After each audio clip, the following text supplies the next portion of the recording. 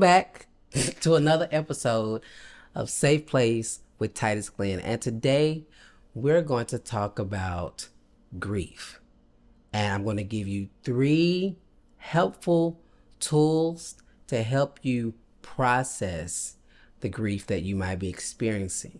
So stay tuned for this episode with Safe Place with Titus Glenn.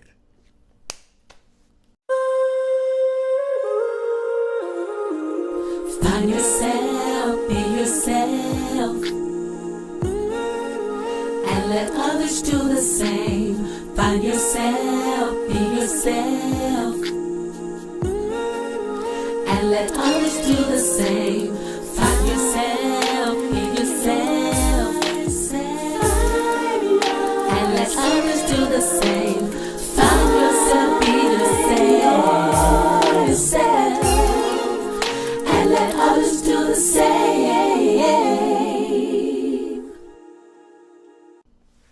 All right, so recently, like last week recently, I encountered some different experiences that really put me in an opportunity to reflect. And a couple of months ago, I was invited to an event to be a part of it. And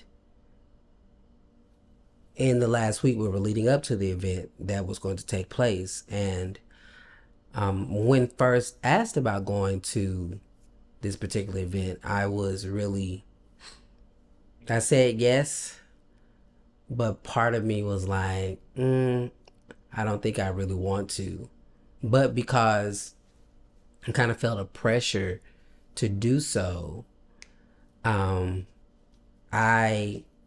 decided to go ahead and go along and prepare myself mentally to go to this particular event.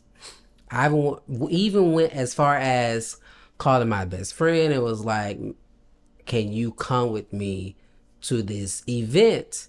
Because I already felt like it was going to be an event that was going to leave me anxious. And I normally call my best friend. Of course, we talk, but an event like this, when walking in the room with really not feeling safe, and not that everybody in this event, why am I shaking? Not that everybody in this event had caused me harm, but there's people at this particular event that I don't necessarily feel safe with being around all the time. Or if not safe, maybe that's not the word, because I don't want to trigger anybody that might be watching this. Uncomfortable is really a better word.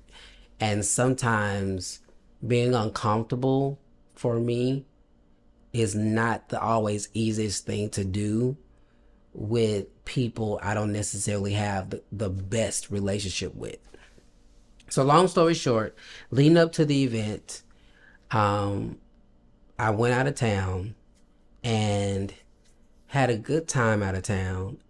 And in a conversation while I was out of town, kind of put me in it put me deep into some emotions that I didn't know was maybe there. And a lot of times when you are going through divorce, when you're going through transition, when things are just not in a place to where you are used to experiencing them, there could be instances to where you could just be doing okay, and then all of a sudden somebody say something and it just put you in a place of, I am not okay.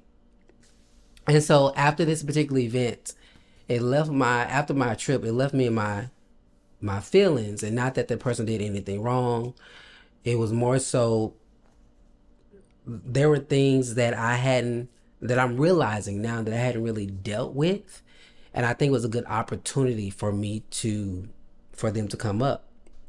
So I reached out to the facilitator of this particular event that I was going to go to after I came back from my trip.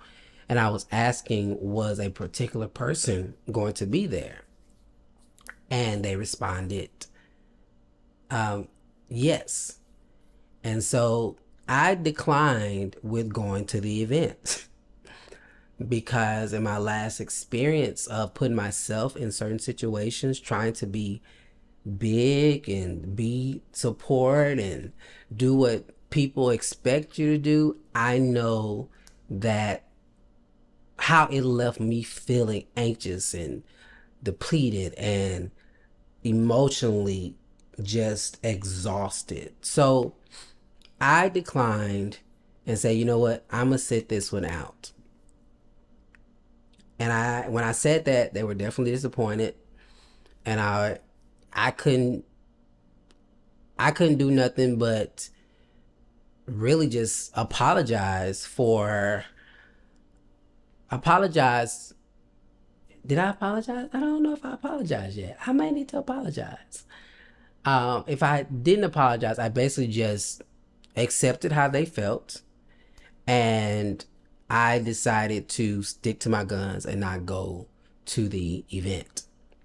Now, in this process of not going to the event, I started talking to one of my coworkers and just kind of talking to her, because this particular coworker, we kind of life coach each other because we're on that path of life coaching and being in that space where we feel safe and we give each other great valuable advice.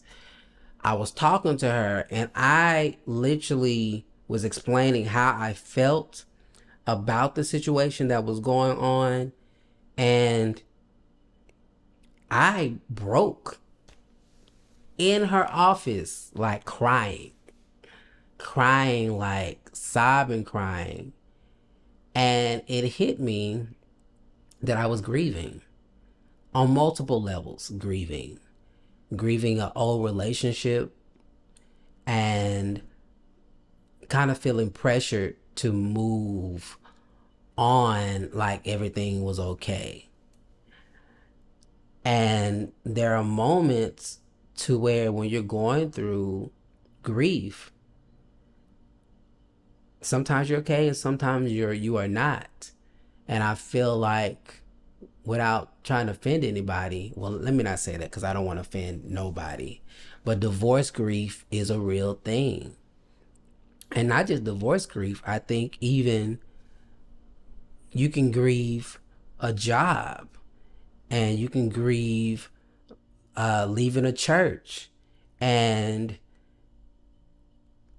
I'm things are coming in my mind that I don't want to say because I don't want to offend anybody that might watch this.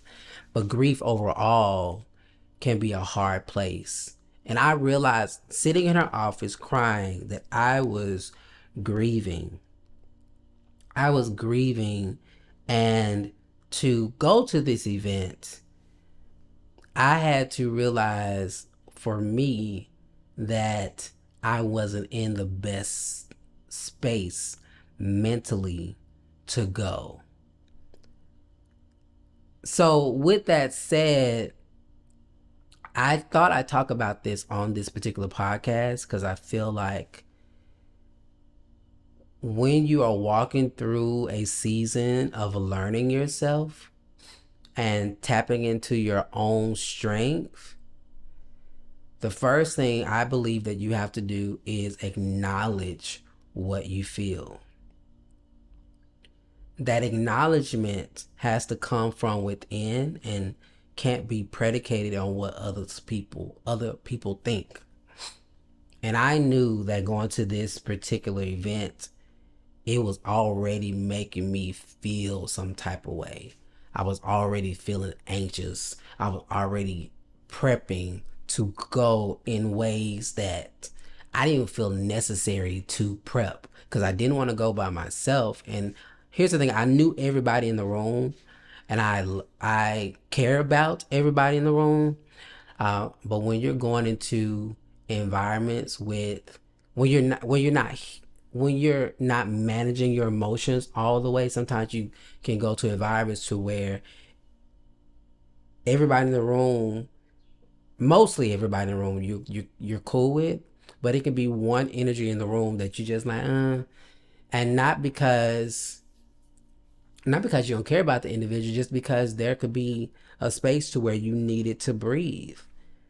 And people don't recognize all the time that you are not okay, and you could put on a smile, and you could be going in there and talking to everybody, but on the inside really be warring with yourself on how you feel, what other people are thinking, even if they're not thinking anything.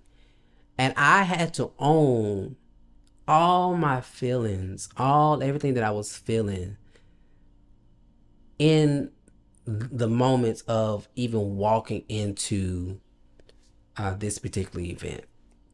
So the first thing is own what you feel. The second thing I would encourage you to do is to communicate how you feel. Communicate and talk to the people that are involved. And I felt as though I talked to the person that invited me to the event, and I communicated the best way I knew how. Now, here's the thing. I probably could have called this individual. And so I own that I could have called that individual, but no buts. However, in the moment that I reacted, I felt like my relationship with that individual leaves me uncomfortable with communicating verbally. So it was better for me to text.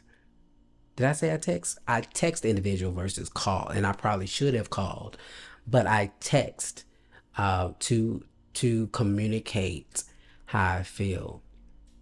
So again, first thing is to be aware of how you feel. Secondly, communicate how you feel, because you don't want those things to be harbored on the inside of you. And if you can't communicate, I would say journal, write a letter to just communicate outwardly what's coming up for you. And I think I did just that. And like I said, I could have did better. And I think the notice of it was probably even more of an issue. But like I said, I was doing my best to mentally show up. And for me, I had to realize that, hey, you might not be ready just yet. And after talking to my friend, sometimes that's the strength, is owning that you're not ready to do something, even though everybody might be, well, you can do it, you can do it, you can do it. I think that leads me to my third comment about this healing journey, is that you got to do what works for you. And although people might be like, well, you can do it, if you feel like you are not in a space to do it, don't do it. And even though after talking to my therapist this week, he gave some tools on what I could have did to maybe show up to this event, because he felt like I could have went to the event. And I saw some of what he was saying, but in the moment, I am proud of myself for saying no and renegotiating based upon how I felt. Now, I will say that, again, I could have provided more notice, whatever, or I could have said no from the beginning. And I think that speaks to me walking into this space of not people pleasing, because I feel like over the last 40 years of my life has been like, even if I don't feel like it, I'm gonna show up, or I'm not gonna say anything, or I'm gonna let people walk over me, or I'm gonna say it and then I'm gonna back off from it because I want so and so to be okay. And I think what's happening as I am growing and maturing is checking in with me first. And some people may call that selfish, but when you're looking at your environments that you go in and relationships that you have, I feel like I'm in the season of putting my energy into people that put their energy back into me. And when you are going through these type of transitions with grief, I feel like you recognize who is really with you and who is only with you by association. And I know I'm probably saying "and" a lot. However, I'm trying to get this clear. I want you guys to know that you have to take care of you. And it's going to come back around. I'm pretty sure this whole type of situation is going to come back up. And I feel like I will be in a better healed space to maybe go to another event to where the people I don't rock with. I can disregard them in the room, and not disregard in a negative way. Disregard the memories and the emotions that come with interactions that I've had with them in the past. And that's where I'm growing to, because I authentically don't want to dislike anybody, and I authentically don't want to be in a room. I want to be in a room to where what is the saying they say? What is the saying that they say? Water is under the bridge. Because right now, sometimes that water is covering that bridge and there's no crossing. And this particular event left me in a feeling like that water was right at that bridge, and I'm not going across that bridge. Sometimes you just have to recognize I'm just not in the season of going across that bridge. I love you, and if you love me just the same, we'll bounce back from it.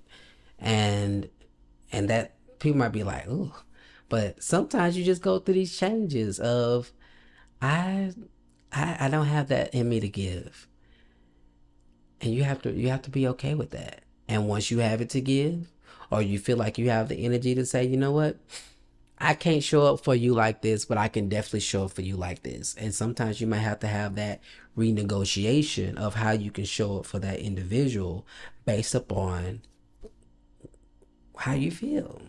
And don't be ashamed of how you feel. And don't feel bad that you feel that way, because healing is a journey. Healing is a process. Healing is continuously. And on this journey, like I said, you could be doing okay, and then that thing just pop you in your face. Like, no, you ain't. And then you slowly pick yourself up. You say, you know what? I'm okay. I'm okay. So this is not long tonight. I just wanted to share because I found some valuable moments in this reflection last week. And because I've learned that I'm definitely an emotional being, and in the past I feel like I've overreacted, but I feel like in this space I was able to sit, I was able to process, I was able to detangle, look at the whole picture. And I'm really big about finding polarity, like as to where I'm at and where the other person is. But what I am having to learn in this space, that everybody don't do that. And everybody is not going to come see about you in the manner that you would see about them. Even when they offended you or you offended them. And sometimes I will take that as you being the bigger person. And sometimes, you know, you don't always feel like being the bigger person. Sometimes they don't always feel like bigger person. So what do? You leave it where it is. And in divine time, we just pray that it'll come back to a reconciliation. And if it doesn't come back to a reconciliation, then, you pray for both parties. And I'm in that space to where, you know what, let's just pray for both parties and let's see where it takes us. So I'm gonna leave y'all with that. Y'all, number one, be aware of how you feel. Being aware is acknowledging how you feel. Like, this don't make me feel good, or this makes me feel sad. This makes me feel anxious. This makes me feel tired. This makes me feel mad. And then communicating that so that either it's on paper or you need to talk to that individual. And then from there, Make your decision and stick with your decision. Do yourself a favor and stick with your decision. Don't back down. Don't don't feel bad about the stakes you put in the ground, because you have to take care of you. And if you can get yourself back up to say, you know what, I'm okay, and then press in, but don't do it for other people. Do it for you. Unless God in his divine sovereignty says you need to go to this event, you need to be there. And that's what you do. So y'all, that is Safe Place with Titus Glenn. We kept it short and sweet today. I hope you guys have an amazing weekend. Listen, we are getting ready to shift entirely.